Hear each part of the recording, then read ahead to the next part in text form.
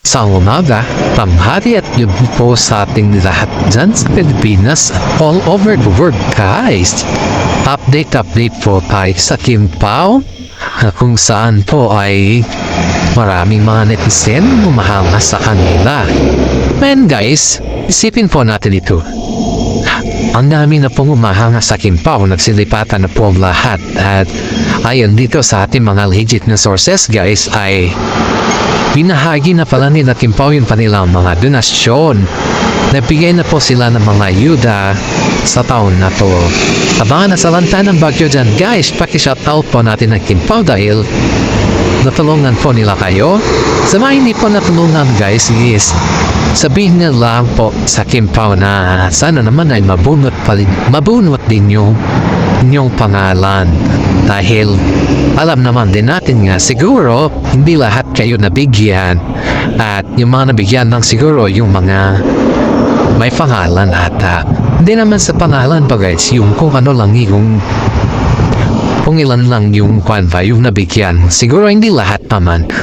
Ayon dito sa ating legit na sources guys is napapasalamat daw ang Kim Pao sa mga sumusuporta sa kanila dahil kahit papaano daw ay taos puso daw kayong sumusuporta sa kanila.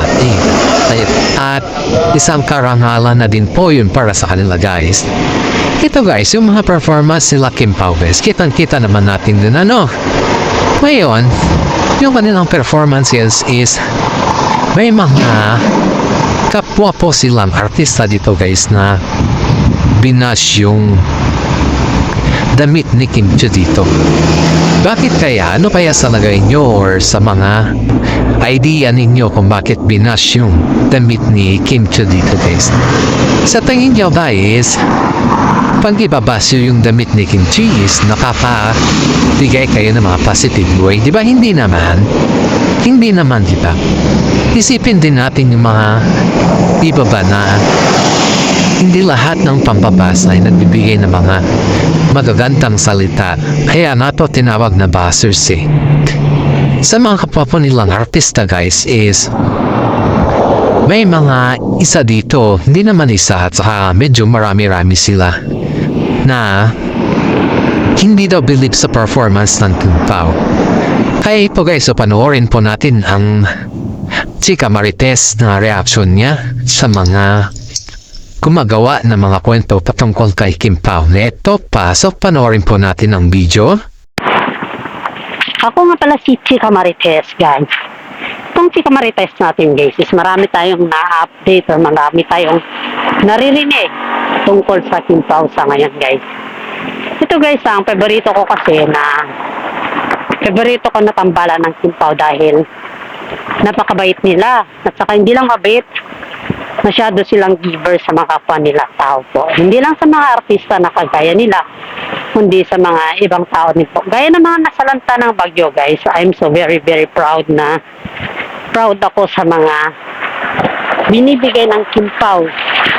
At sila po ay taos-pusong tumutulong sa mga nasalanta ng bagyo, sa mga kalamidad, at higit sa lahat, sa mga disaster din po.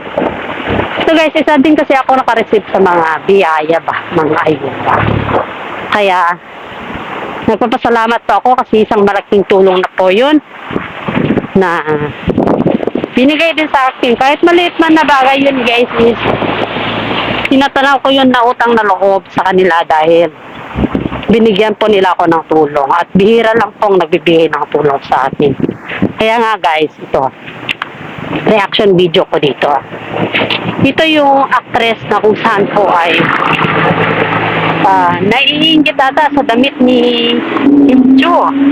Hindi ko alam kung naiinggit siya kasi kapag may mga performance kasi si Kim Chiu guys, ay palagi na lang niyang sinisita kung ano yung mga klaseng damit ni Kim Chiu ba.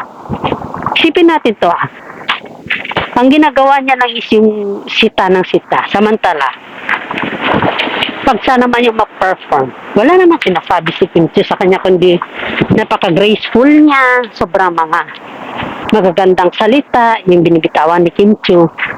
Samantala siya, ito, siguro kapag hindi siya napagbigyan ba, Pag hindi ka kasi napagbigyan ba, iisipin mo na lahat ng mga negatibo dyan.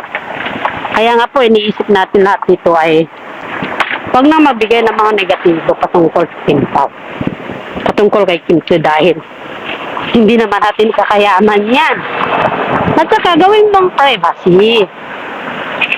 Ito yung opinion ko dito. Kung may galit ka, sabihin mo. Hindi yung ipagkalat mo sa sokmed na pangit yung damit ni Kim Chiu, hindi nababagay sa kanyang performance. At si Paolo naman ay kahit hindi siya marunong kumanta ay pilit pa rin niyang kumanta ba. Ano dito guys? Sa inyo, tama ba na sabihin mo sa sokmed yung ganyan sa mga kaibigan mo? Sa mga public ba? Ginagawa mo kasing issues yung mga terms na nakikita mo. Bakit si Kim Pao lang ba yung may performance?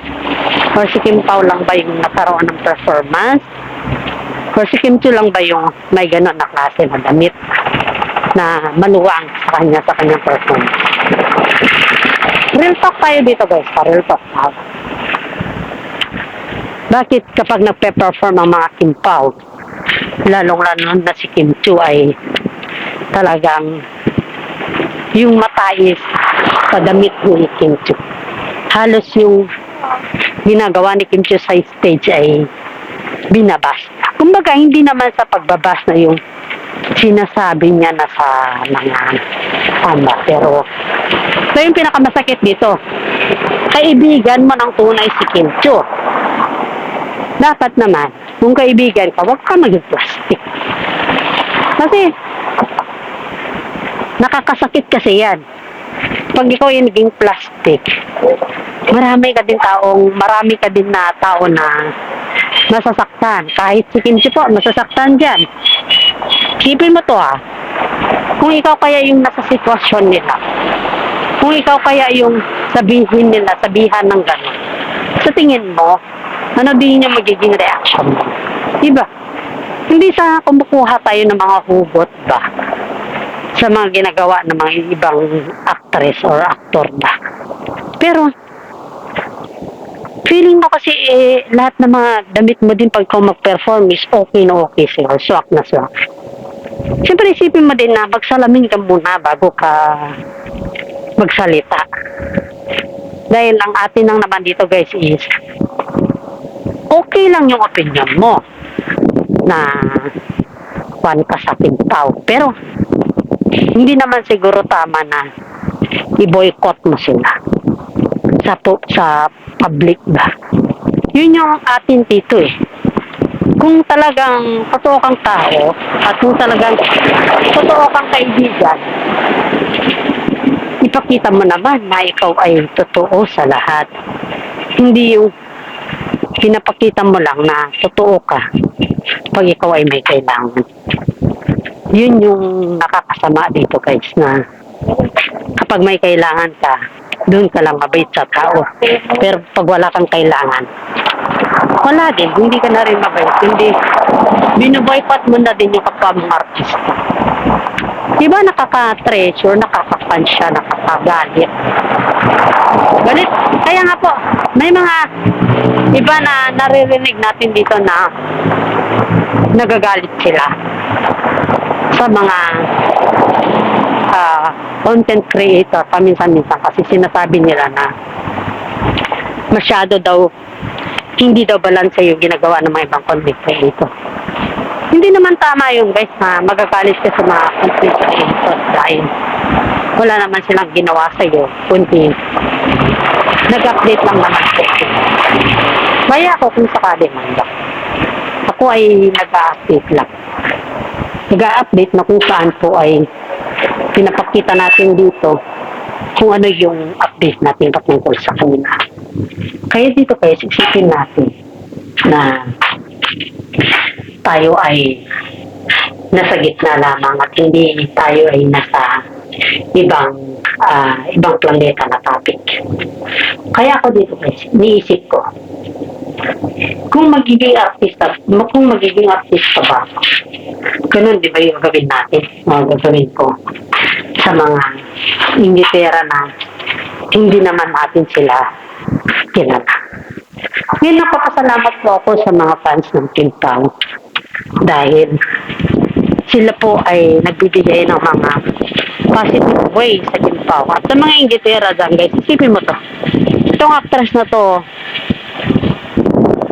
ang daming nagsasabi sa kanya na hindi siya tunay na kaibigan at hindi siya yung tunay na yung bang very close. Dahil pag ikaw ay tunay na kaibigan, dapat hindi mo binoboykot yung mga tao sa paligid mo. Isipin mo din na ang pagiging boycott mo ay hindi mo alam ang sarili mo. Yun yung katotohanan dito, guys. Kaya nga ako nagkaroon ng mga video at reaction dahil sa mga nagagalit sa Kim Pao na wala namang ginawa ang Kim Pao sa kanila ay hindi kayo magtatagumpay. Kaya nga po, sinasabi ng mga iba dito na kahit anong gawin nila na paninira sa Kim Pao, ay nandito pa rin tayo para sa Kim Pao. Hindi lamang po yung pagiging positive way natin na bilang isang audience, kundi yung pagiging motivation natin sa kanila. Ang pagiging positive motivation natin sa mga kapwa natin na content creator, guys, ay nagbibigay din ng saya sa atin yan. Hindi lamang po sa atin, kundi marami na din po. Kaya nga po ako nandito at nag-a-update sa inyo, guys, dahil bihira lang po ako nakakakita ng mga artista na ang daming binibigay sa mga fans nila. At iyon ay isa na yung Kim Pao dun. Sipin nyo kabago-bagong tambalan. Pero sila po ay namimigay ng ganun na bagay. Bakit? Yung mga ibang tambalan ba hindi ba namimigay? Hindi naman. Hindi sila namimigay, guys. Kundi kaya sila po ay yung, kumbaga sila po yung tao na hindi mo sukat akalain kung kailan po sila mamimigay. At saka, parang wala din kasi sa kanila yung magbigay ba, parang ganun. Ang gusto lang kasi nila is yung intentionally lang nila na yung sabihan pa sila ba bago sila magbigay. Para sa ganun, yung pangalan nila ay maging mabango. Pero ang Kim Pao, guys, is hindi ganon ka plastic ang Kim Pao. Kumbaga, is kung ano yung binigay nila, yan po ito is puso. Hindi yan nanggaling sa kung ano-ano. Yan ay isa sa mga nanggaling sa kanilang puso at hindi yan nanggaling sa kung ano-ano na. Ang decision na pamimigay nila ay isa sa mga pangarap nila noon na magbigay talaga ng ayuda sa mga kanilang fans. At kahit ano bang mga sinasabi ng mga iba sa kanila, I was so very blessed dahil hindi po nila yan pinapatulan.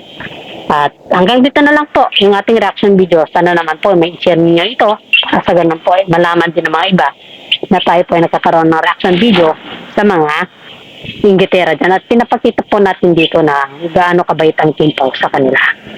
Kaya hanggang dito na lang tong ating content. Kita nyo naman yung reaction ni Chika Marites patungkol sa Kim Pao. Kumbaga ay nakikita niya yung kanilang kabaitan. Sa mga person na walang ginawa kundi may inggit ay wala kayong mapatala sa kanila. Hanggang dito na lang po ang ating content. At sana naman po ay may subscribe ninyo ang ating YouTube channel. Pakisearch naman ang Peanut Vlog na kung saan po ay lahat tayo ay may update tungkol sa Kim Pao. Maraming salamat at God bless po sa ating lahat.